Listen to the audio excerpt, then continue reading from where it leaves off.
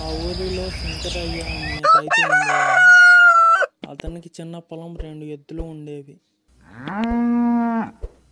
కానీ అతనికి ఓ చెడు లక్షణం. తనకి ఎంత ఉన్నా సరిపోదు, ఇంకా కావాలి అనే ఆశ. ఒకరోజు అతను పొలంలో పని చేస్తున్నాడు. అప్పుడు ఓ ముసలివాడు వాడి దగ్గరికి వచ్చాడు. నీవు రోజంతా నడిచేంత భూమిని నీ దాన్యం చేసుకోవచ్చు, కానీ ఒక షరతు ఉంది.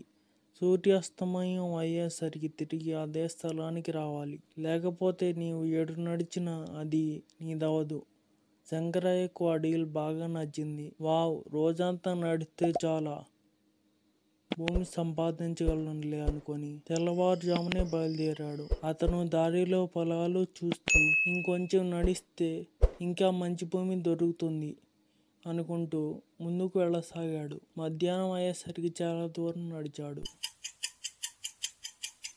సమయానికి అక్కడికి చేరుకోవాలి.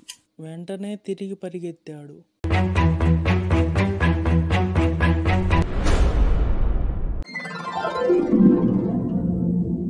చివరికి అంతా కోల్పోయాడు. అతనికి అంత స్థలం ఏమీ అవసరం లేదు. ఓపిక లేకుండా వచ్చేసరికి తల తిరిగి కింద పడిపోయాడు.